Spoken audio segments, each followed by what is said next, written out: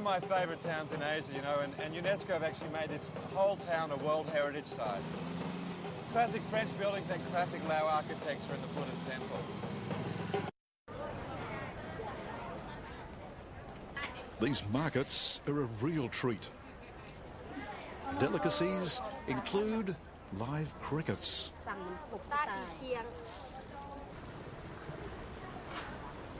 all topped off by some freshly roasted coffee.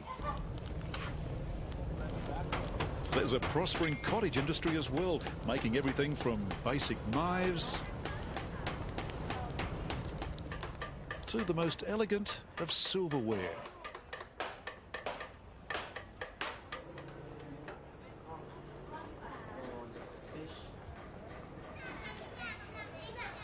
For school children, there's a daily exercise routine.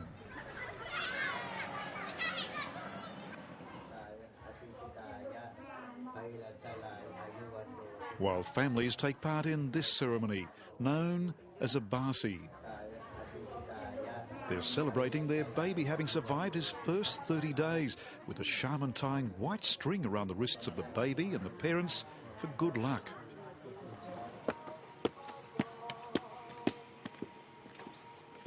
Outside, we climb Luang Prabang's sacred Mount Pusi to be rewarded with expansive views of the mountains and the Mekong.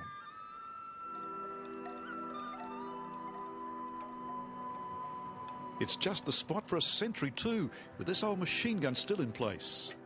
Thankfully the barrel's been blocked off, so you can't use it, but it's an original. Now, at one stage, the Pathet Lao would have used this, would have been used in combat to shoot down enemy planes. That's right, certainly, and from Fusi, you're at a high vantage point in this town.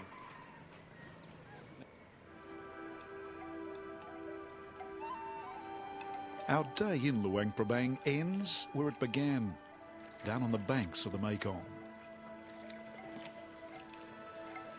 It's here we're entertained by a troupe of classical Laotian musicians using instruments like the ken.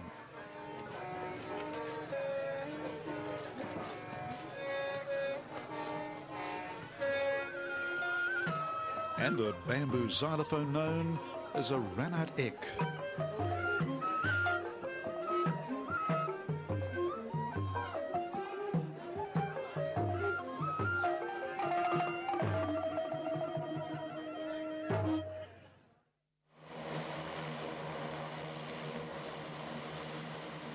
Taking to an ageing Chinese jet, we fly east across the jungles of Laos.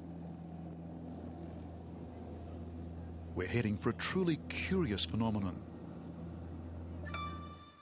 This is known as the Plain of Jars, although in fact 5 well-separated areas have been discovered.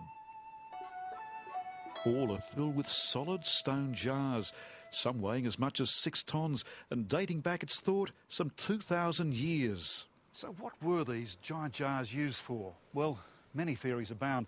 One is that they were used to store rice or ferment wine, or even as tombs to house the dead. One Hmong theory has it that a tribe of giants used them as cooking vessels.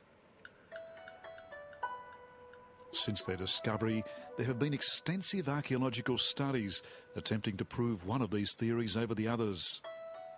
War slowed up much of the research, while those findings that have been made show the jars may have been used for a multitude of purposes. What's thought to have been human remains have been found in some of them, bronze statues and beads in others. But most are now empty. The only evidence they were once used as containers is the occasional lid, some placed back on top of the giant stone vessels. Despite all the theories and assorted local myths, the perplexing Plain of Jars looks set to remain one of the Mekong's enduring mysteries. Driving south, back to the Mekong River, we find ourselves in the midst of a bumper rice harvest. It's the lifeblood of the community, and everyone pulls together to bring in the crop.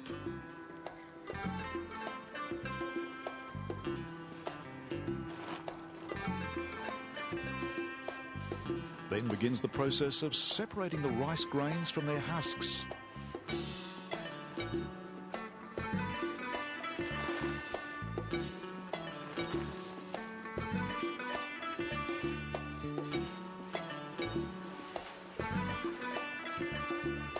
Much of this harvested rice will be trucked south to our next destination, the Laotian capital of Vientiane. The French occupation of Laos left the city dotted with stately buildings with an unmistakably Gallic touch. Even the city's central monument, the Patazai, bears a striking resemblance to the Arc de Triomphe.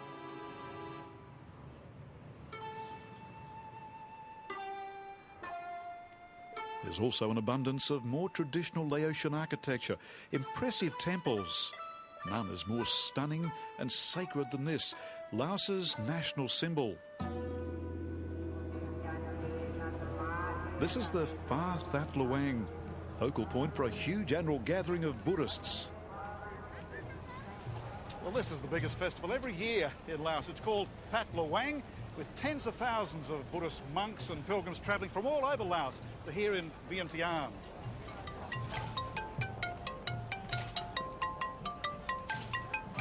This parade launches what will be a week of festivities.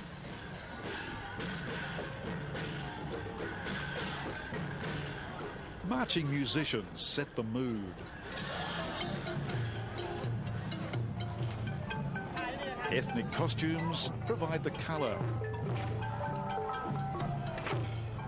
There are graceful Laotian dancers.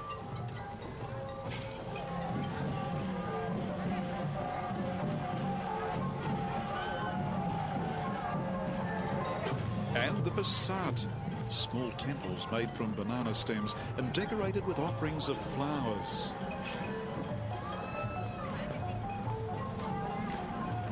Then there are the money shrines, covered in banknotes that will be donated to the monasteries.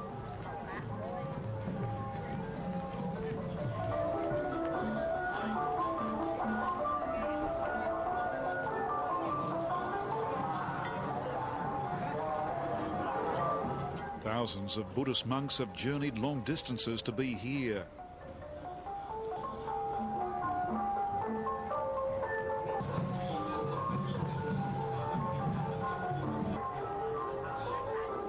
And all will assemble at dawn to receive alms from the public.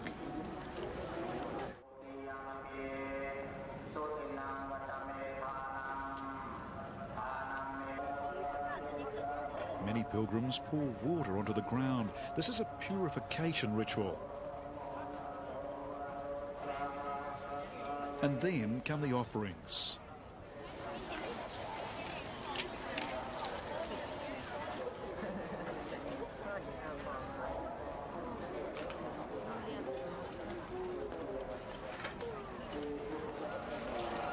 The alms bowls fill quickly with everything from cash to fresh eggs.